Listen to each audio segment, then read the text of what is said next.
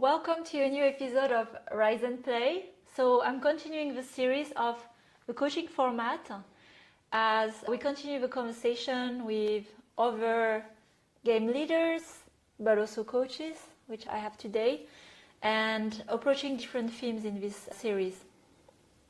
So today, the theme that is very much alive and why I brought Marco, I will introduce Marco in a moment for the ones who have not listened to the episode we had before and the work we've been doing together, is transformation, evolution, and changes in career.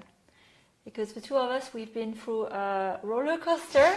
I know it's very much present for many in the industry right now, where it feels like the job you may have right now is going to collapse, then the next job collapses, or the next company. So everything feels very wobbly. And you may ask yourself, is this the only way? What am I doing? So we want to share a bit some perspective on evolution and different avenues when you find yourself a little stuck or trapped. So before we start, and for the context, Marco and I have known each other for 11 years, and we started in 2014. I have started with Marco Kickman here, 2014, joining Wooga, and coming as the product lead, game lead at that time on Diamond Dash, one of the biggest games of Wooga, and correct. Former developer in the team, producer, all the roles, we'll talk about that. And then we've been on a journey where we've also worked together at Voodoo later on, co-leading a studio with Voodoo, the hybrid casual studio. It was a ride of 3 years. Amazing, a lot of lessons there as well. For a past episode you can tune into. We also tried a venture last year actually on translating all our gaming knowledge into product knowledge into a coaching app, an AI coach called Olivia that we launched. We made a beta version, we had users, we had some good feedback, even investors interested, and we stopped it after 6 months. And a year have passed, and here we are again, partnering on something quite different, what an evolution, into something very close to our heart, that is around still leadership, coaching, transformation, and doing men's work, retreat with men. And this is also a new chapter for me. I feel very comfortable, but I need help, and I need help from my trusted partners. And you join also not only supporting here, helping, shaping, co-creating this new chapter, but also participating, and where we will get into. So yeah, that's for the intro. First of all, thank you for having me, and you already summarized it quite well. But yeah, thank you for the intro. Very happy to share my journey so far and experience, and hopefully some might get some benefit from it and maybe learn a bit more about themselves. Ideally, I would just like to share where I am now, and maybe some other people see that they are on the similar journey to mine, and we can connect or exchange further our learnings and this whole journey, right? Well, let's start maybe from 10 years ago where we were, because I call it like we were the kidult. Yes. We were in kid-adult phase. Wooga was at a great peak in time. We're doing really well with Facebook games, free-to-play games, mobile. I remember all the parties we had. It was the best, amazing party. And I thought so much as an adult at that time, but there was quite a lot of emotional immaturity, I must admit. We had our fights, our conflicts, I should say, professional but not so professional conflicts in our first interaction at work. So I want to spend some time on that phase of our life where reflecting on that chapter for me was building so much authority by the status. I was a product lead and I felt very inflated. I remember at that time people should listen to me because of the title, and I'm right, and I know I'm right. I learned the hard way that this is not how only you lead a team, but by, motivating, creating leadership. That was a big chapter for me. And very much also in control. I was like a phase of control. I was curious, what was that phase of your life when, like the Wooga phase or more product manager phase for you? Yeah, it's very interesting how you said the child-adult, kid-adult, because yeah, it also feels now in retrospect, right? Back then, as you said, like I felt already on top of the world and all-knowing and that I'm right. I wanted to instill that to other people. And then as I was growing and becoming more senior, you realize that actually the more you're progressing, the less you know. That is a nice paradox of how there is this cycle of expansion and contraction and expansion.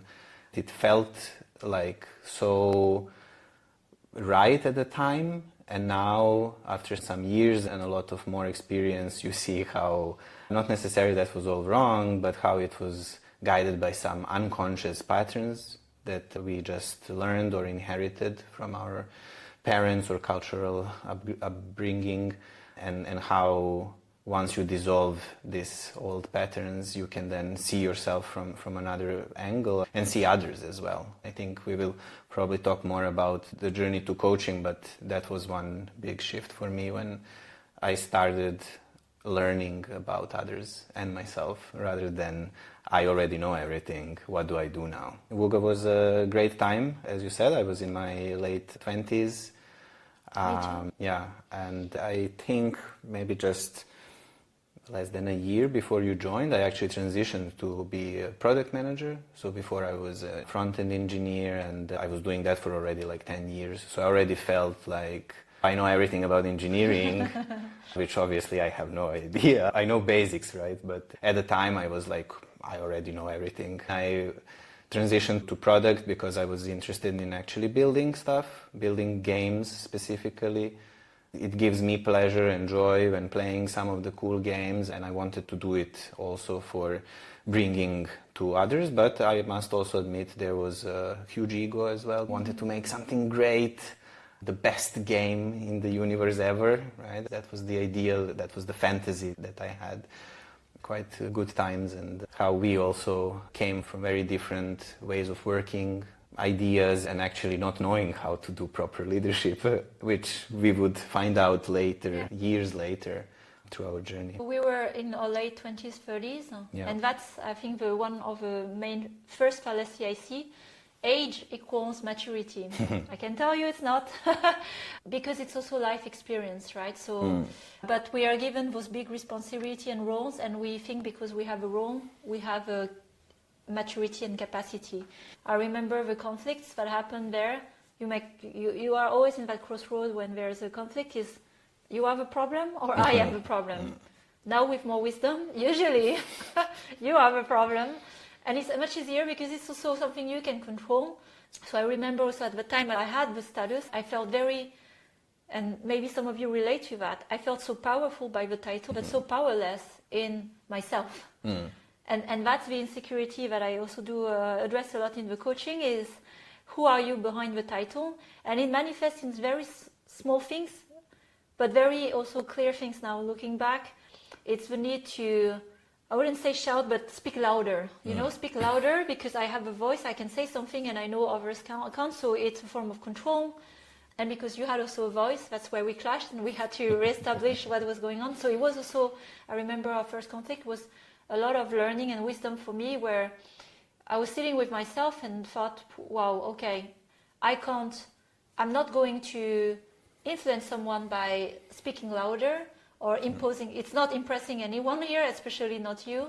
And I had to learn what are the other way to lead that are not in the way I've learned, which is purely authority. So learning also in different culture.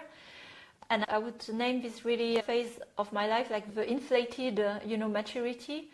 And there were really some turning points where through crisis and big conflicts, I needed really to prove myself. That was, I left friends to go somewhere else so I could have validation. And now I can recognize a validation that was very important to me was from my father, that I have succeeded in some way, and especially abroad. And so when this is running in the background, there's quite a lot of unconscious patterns and unhealthy. And a big experience that opened this, I have to say, the time working together at Wooga.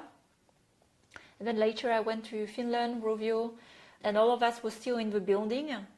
I didn't receive at that time either coaching or therapy. I had a bit of therapy more for a romantic relationship, but I was like, everything is good with the business. I don't look at it. And then the chapter at Vodou was the point where, and it was COVID that hit in 2020. Yeah, 2020, when we started the studio. I came back to Berlin after my years in Finland. I thought, again, this is like the lesson of life. I thought, I've learned, I've grown, I'm so ready for it. And then all the fears came back to me, to my face during COVID. This is it. This is a studio that needs absolutely to succeed because I need to succeed. So quite a lot of projection there. Then there were a lot of things that came up during COVID, like being at home.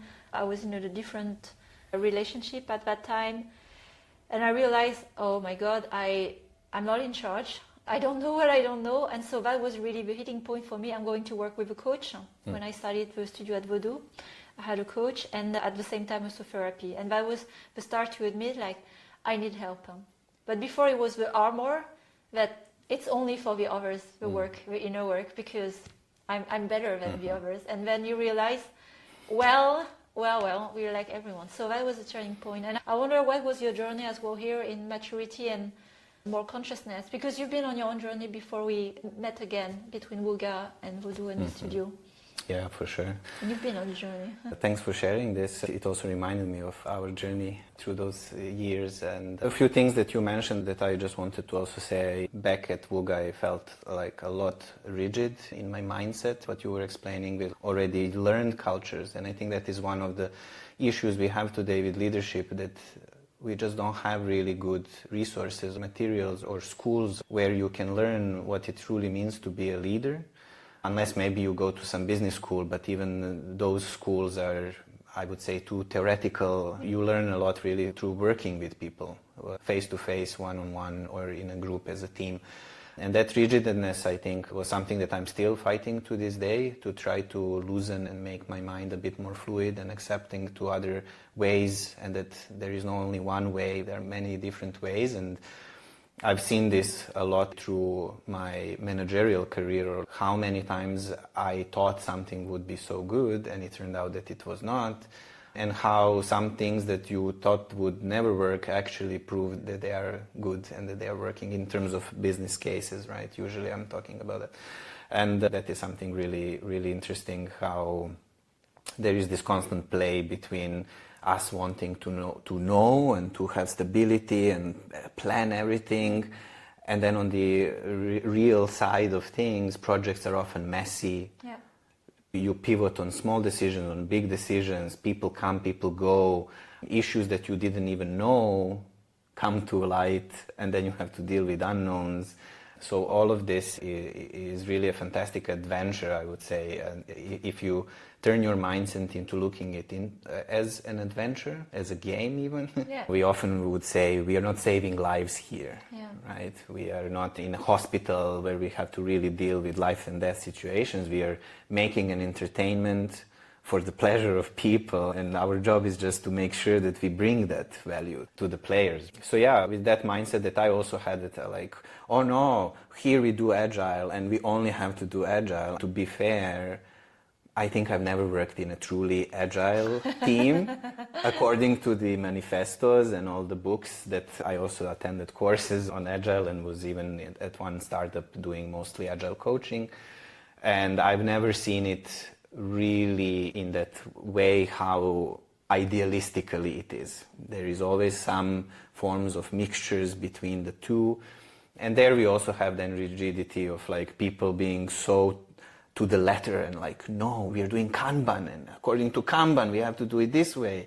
No, we are doing Scrum, we have to do it this way. And I like to just pick points from each of these. Even waterfall approach sometimes works in some concrete cases. Sometimes you do need more hierarchy, sometimes you need more egalitarian way of running teams and projects.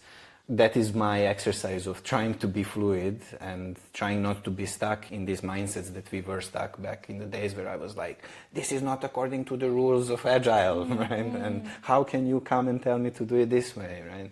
My journey after Wuga was quite interesting. I was having this fantasy of making the game, and then I also went on a sabbatical For 6 months, traveled around Latin America and really enjoyed a lot of nature, met some really cool cultures and people. Spent also some times in just really remote villages in Amazon for learning and experiencing that way of living as well, outside of like media and all the buzz, and really wanted to see how it feels when you don't do anything for a month, when you can just be. And there were actually some really profound experiences when you are allowing yourself to be.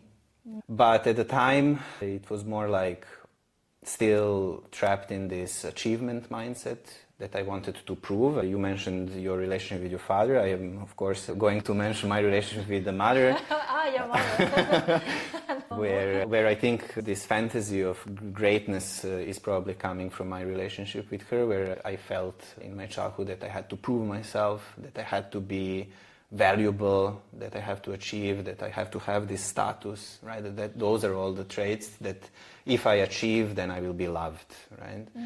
And then at the time, I also got married and put on myself the classical masculine role of I have to provide now, and I'm the provider, and I will bring money to the table. Everything made sense. I was full of confidence. I can make the game. I know what I want, and I can do it. And then I deep dive into it, and after 6 months, I actually completely burned out. It was way too much for me, and I had some help with few people, but yeah, probably everyone in games knows that in 6 months you can't do much, also with limited resources. So I stopped it when I really realized, okay, I am feeling really, really bad of my existence, right? And yet there was nothing outside in the world that would impact me, but I projected everything on the world. Everything, everyone and everything was to blame, but never myself, right? But I was feeling terrible.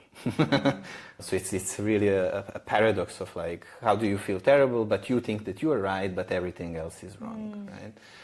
And yeah, that burnout really was quite impactful. I really went to the bottom, I think, of my life until that point. I had before also burnout, also because of a job back when I was way too younger, in my early 20s. And it seems that like I already had that experience. I learned mistakes, then I didn't, then I did it again. Then like, what is going on? Am I going to learn from my mistakes? But that was also a moment of transition, right? Even though I felt completely lost in life and very worthless, and then the whole ego destruction started happening. And just because it was so unbearable, I went to the therapist and really got to the point where I said, okay, I need also help. I'm not so smart to figure this out for myself, and I'm not feeling well. Luckily, I mean, in my family, I have people who are into psychology, so I was not completely foreign to that. I already had some knowledge, and I was curious from early days of, again, from all the relationships in my family and trying to understand why people behave in a certain way. And then that led me to try out some new things. I joined actually a startup, Hello Better, and worked on a mood tracking app, so like psychology involved with tech. So it was already like changing in me of like, okay, I need to actually go back to the drawing board, I need to learn more and maybe do something that is more closer to heart. As I was in that state, I needed that. So that was also very interesting journey when you start reading so much about other people and you recognize yourself in all these templates. Yeah. And then at one point you're reading and you're like, how do they know more about me than I know about myself, right?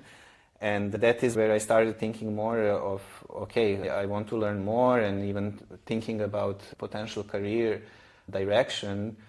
But at the time I was totally thinking like, yeah, I have no chances going in that space. Then it happened that we connected around the Voodoo mission to build a team, and knowing how we worked before and that we have this capacity of venting out to each other, getting into the fights, but then going into our own caves, going into introspection, self-reflection, and then coming back and reintegrating what did we learn, how then we can continue. And I knew that that is what I needed. I needed space where I could then put my potential to its use. So that mission with Voodoo was really great, and I think the challenge of Corona was just a cherry on top that we didn't expect at all. Yet that is exactly what we are talking, like even though you have some vision and plan for the next 3 years, things actually outside can completely change your course, right? And how you then even... I was still on the recovery, because recovery actually took me quite a long time, or it's relative, right? For me, it felt long, a few years. And with the work we started, building the team and getting all the people, and really for the first time working as a direct manager to some, I wanted to learn more about myself, but also how do I talk with people? How do I actually do this? There was a transformational coaching course that got me curious, and I signed up for it. There I learned basics of coaching skills. I think it was more healing for me, the process of learning about coaching, rather than me getting a new career, right? But I must say that I personally had so much benefits of learning those skills. It improved all my relationships with friends, with romantic partners, with my mom, with my dad, and even with strangers. And I think here I would just point one critical skill was active listening. And that is maybe for the first time in my life, to be honest, that I learned how to actually listen to people. And when I say listen, it's like you are listening for the knowledge, for the information, but not to reply, not to be correct, not to say your own wisdom to the point, right? But actually just getting into someone's own perception and trying to imagine the world from their perspective. And when you do that, empathy is the thing that comes, that really flourish. When you understand someone, you can then empathize with them. And if you're not listening, you will never actually see what are they talking, or you will have your own projection on what they're talking about. So that was really a period of growth again. All these waves of going up and down in life. Yeah, the Voodoo times, then I think we made a little step in our journey, even though it felt at times really profound. I mean, I think to this day that team was more than a game team, and we prove it by still meeting and having drinks and having our little chat with everyone, and just asking people how they are doing, congratulating happy birthdays and things like that, sharing funny stories. And that tells you that it is more than a team. And I think that at the time we were conscious enough about our own, shortcomings. And just with the awareness of your shortcomings, it's already a step forward, I would say. Knowing that you're not right. I mean, you remember how many times I would still come to you and be so angry about someone or how they did this and why are they not listening to me and why are they not respecting me and all the dramas.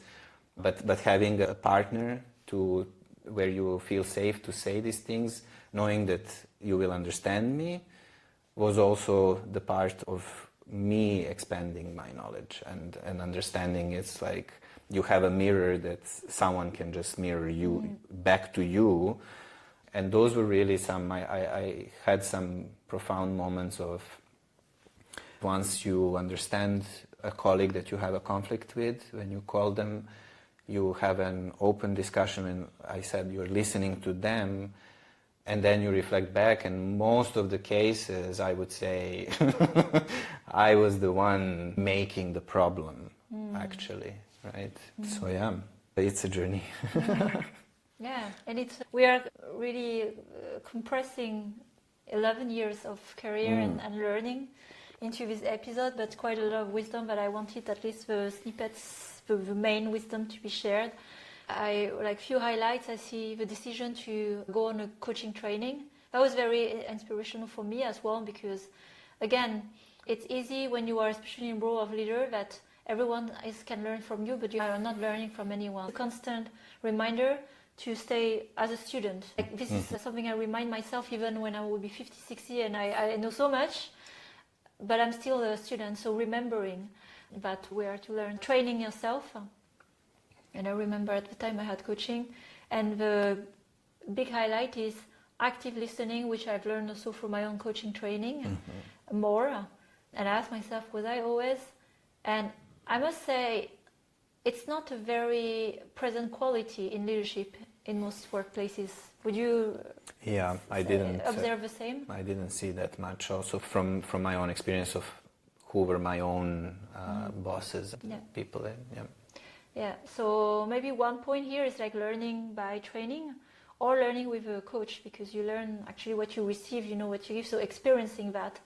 But the listening part is so fundamental when you work with people. And we were talking about the evolution of leadership. When we started 10 years ago, it was more management, as we know. Came from business school and management by the books. You manage people, you control the plan, the people, the structure, the process, it's control. You set rules, you set ways of working, a plan, and you control all the gaps.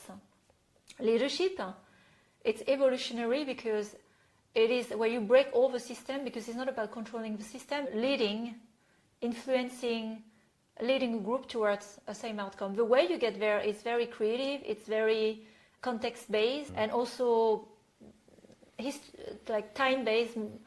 Like, what is leadership 10 years ago is not leadership what it is today, because it evolves as humans, as we evolve.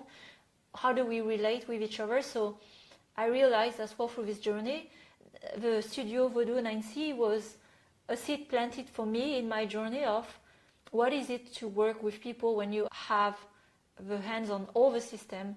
And when we allowed ourselves to explore and experiment, I realized it can go so deep when you really understand at the root people. This is what leadership is about, and then suddenly it goes quite deep also in psychology. To understand, especially during COVID, when people are not well, do you follow the playbook? Well, you are, I don't know, depressed or whatever, it's not my problem, you do your work. And we see how it's going great when we follow things by the book, but here it requires a lot of intuition, which is also not so much present in the leadership, because these days when I'm observing, it's so much in the mind that we lost the senses, the attunement to even see someone for who they are, where they are, is beyond our projection.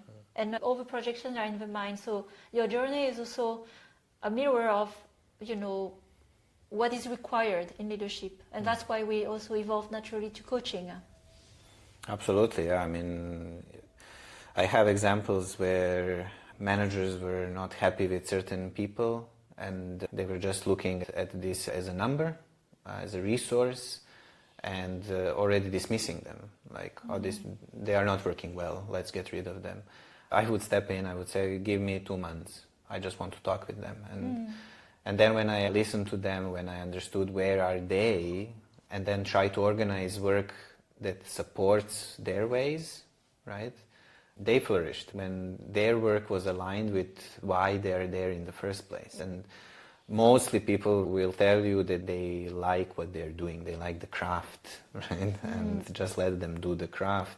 And that comes from this, one of the patterns I've seen with lots of leaders, and I was like that as well, like the micromanager, right? We all know about that, we are all terrified by that word, but it's still going on because of the unconscious parts of people who are doing it, thinking that they are again in the control, and the more I control, the better things will be.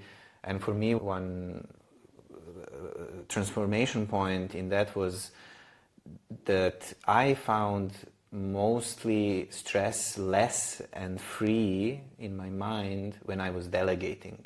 When I was actually saying, I don't know how to do game design, I don't know how to code this, I don't know anything, right? I can bring you these insights from players, from the market, can give you some ideas of how competitors are doing, but you guys, it's on you to use your skills the best you can in your areas, right? And then also mixing with each other, right?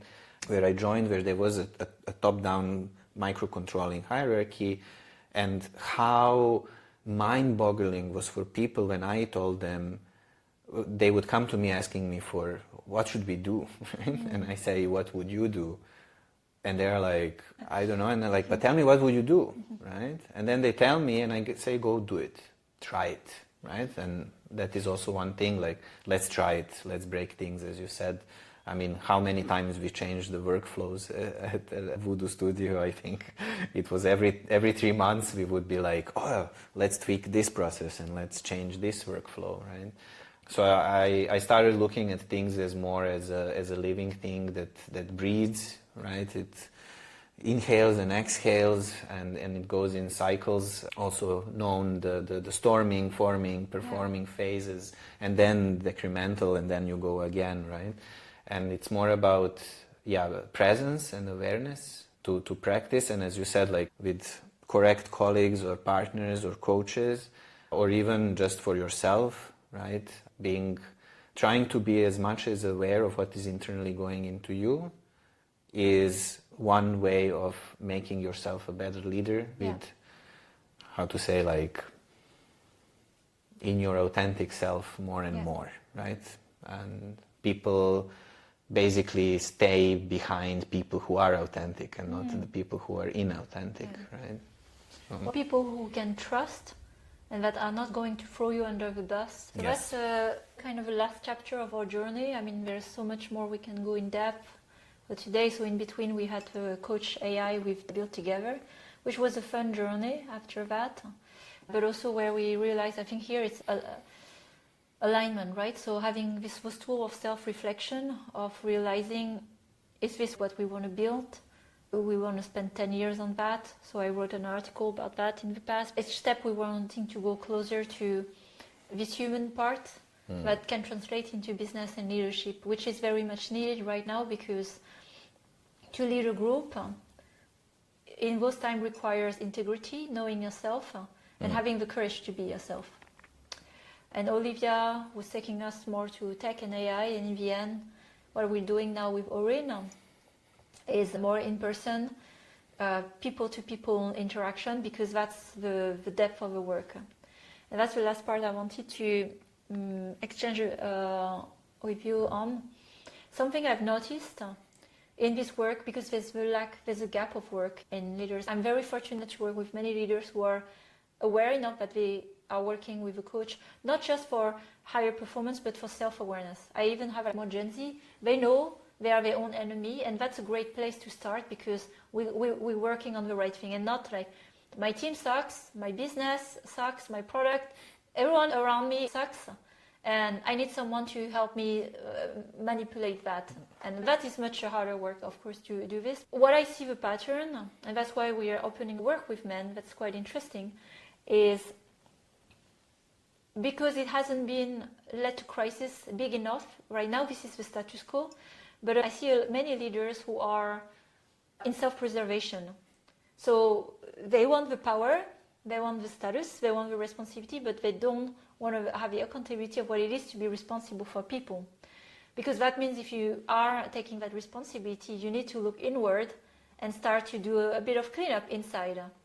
Cleanup of your shadows, the shame, maybe the bad things you've done in the past that you need to clear, but the guilt is there and you project again on others. And that, with my clients, when I see coming in, there's quite a backlog of things we need to do the cleanup. Before you can go in more serenity with what I call conscious leadership, like with how can you show up to be yourself by knowing first who you are, and so people can trust you fully, where you can be consistent.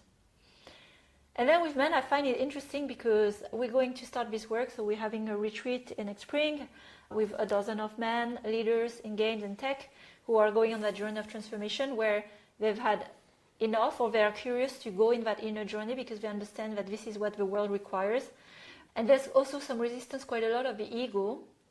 It is like, I don't think I'm ready for that. And I had already 20 women who showed up to do the work. So, I'm trying to have compassion here, like what could be in the way of all those little voice and talks to prevent to do the inner work also for men leaders. But the reality, you share that statistic, I mean, majority of the ones coming to coaching work or therapy are women. Yes. So yourself in your own journey, of course, you have done also this work before, and you choose again to do this work, coming also to women's work. What are your observations here, and coming from your own journey as well? Yeah, I was looking into some statistics and reports, mostly Europe, US, so I will just talk about that. More than 75% of people who involve themselves into therapy or self-help books, courses, are women. 1 out of 4 people, just 1 guy would be there, and 3 women. That also then translates into also who are the therapists. Like majority of them are women, even more, right? I think around 85%. So there is quite a lot quite a little opportunities for men to talk to men, right? And I think women also generally tend to be more social than men, and the trend is also going quite negatively in this way that in 1990s, only 3% of people said that they don't have any friends, but today is 15%. So if you take 10 people on the street, 1 person will have 0 friends, right? More than 30%, they don't have 6 friends, right? So it's also quite a lot of people who are experiencing loneliness. But interestingly, when asked actually why do they feel lonely, and even people who have more than 10 friends, they still feel lonely, and that is also another trend that we can see globally, I guess, happening. Is this what they call even pandemic of loneliness, where people say it's not about physical being in the room with more people or having some artificial friends. They all say that nobody really knows me, right? And I think that is what we were talking a lot about, authenticity and vulnerability, especially with men, and the cultural structures around masculinity, where you have to be strong and you will always push alone through your problems and deal with your problems alone. And especially that narrative of like, oh, therapy is for weak or for feminine. And I can see why there is that narrative in certain men. So yeah, there is a lot of trends that are saying also on the burnout. Sorry, I just wanted to say, because that's a topic dear to me. Managers especially, more than half are feeling burnout, right, while still working. So that is for me like, wow, so every second manager is living very bad life for themselves personally. They don't feel well. All this were really, I mean, I picked up points that are interesting for me, and what I would like to work myself also, to really see again, to have that sense of I'm not alone in this, I'm not the only one experiencing this, there are other people. And there is something liberating about opening up. Like even recording this podcast is like, I was anxious and I was like, what am I going to talk? I don't like being publicly exposed in that sense. And you know, then through work and reflections, I said, well, then be authentic yourself, say what comes to your mind. And when I did that now as well, but also with people that sometimes I've met for the first time, and you just show authentically, you say openly like, hey, I don't feel well, or I feel anxious, or the communication is immediately better and more open, and then the other person seeing you feels more safe to also then open up. And for me, those conversations where like we are not talking about the weather or sports events, but really talking about our experiences, is something that I find very valuable. And I think that, yeah, this retreat environment really provides that environment for that to happen, right? And yeah, just having that space, which also learned from coaching how important it is to keep just the space. I've had sessions where mostly we were not talking. It was more on silence and just being, right? And even sometimes just, yeah, saying few words in 1 hour, but being close with someone is already cleaning and feeling lighter. So yeah, there is quite a fair need in this world for men specifically, and I think I would like to bring and invite more people to this space where they can see that they are not alone and their problems are not so unique, that we are mostly, and even as I said, through data, collectively suffering. You can do it alone. Some people also are more into that, and that's also okay. But knowing our biology, knowing how strong is cultural imprint in humans as group, right, that we tend to form groups, and when you reflect also, like, everything you learned was through others, very little we actually learn on our own. It makes a lot of sense to do all of this and to explore, to see what comes out of that, right? And this time is really calling for an evolution of how men relate to each other. Because I look at the business world, and this is also something that we women in this world of the business have taken from, is competition, winning. So of course you're always on your guard, you are performing, you can't be yourself, it's not safe to be yourself, because if you show your vulnerability, weakness, it's going to be used against you for others who want to win. Yes. I understand, like, in this time it's maybe not safe to be with other men, uncomfortable even, but that's the invitation where, why should it also be for women to take the toll on being in the spaces where men need to be vulnerable and with women only? So it's calling for an evolution for men to be also vulnerable with each other and really transform the business from inside, like another way of relating to each other and to other businesses, for more that, what I call, like, the sustainability, the life, the safety, some femininity, which is not only in women. We all have that capacity. Like, women also have a way also to be more masculine in a way, like that balance. And that's really the beautiful space we're going to create, which is, for me, an evolution. And I don't know, in like, this is the beauty of it, when we trust ourselves, I don't know how exactly in the details this will turn out and how people will relate with each other, but I do trust the container, the people who are in it, the ones who say yes. And not everyone who say yes, the ones who are not ready will not step forward, but the ones who step forward, they are the right ones, and I'm really excited to create this space together, and it's going to signal to the world and other men another way that is very graceful and honorable to relate, to be with other men in a vulnerable way, to connect with your emotions, which is completely blocked, in a way that the world needs. So it's more evolution. Do you want to be part of the future, or do you want to be part of the past? And I'm glad to work with men like you, very open to share. It's go through crisis that you transform, and then you grow, and we grow over time as well, to do this work together in integration, both men, women. Yeah. Any last words before we close for this conversation today? Maybe I will just wrap it up with one learning from the coaching, and especially in transformative coaching, the belief is that everyone is already a whole, knowledgeable, and that they already know what they want, what they don't want, how they feel, and that coaching is there to support them to go through the process, which is different from, let's say, psychology, where psychology approaches more from, hey, this is wrong with you, and we put you in this category. Coaching is more about movement and change to yourself, through which then comes change toward the outer world. Beautiful. Well, stay tuned for a future episode. I will continue more leadership insights, and especially to the transformation and evolution of leadership. So this is really where I want to continue the series. And we're going to start very soon, at the end of the year, of the work with Men Leadership Circle, assisted by other men. And I'm the one, of course, in building that bridge. But we will be working closely, and we're going to do very interesting things that we will share in future episodes about what we do at the retreats, because we don't work only with the mind, we do a lot of somatic practices, looking into the blockers, the wounds that are blockers in leadership.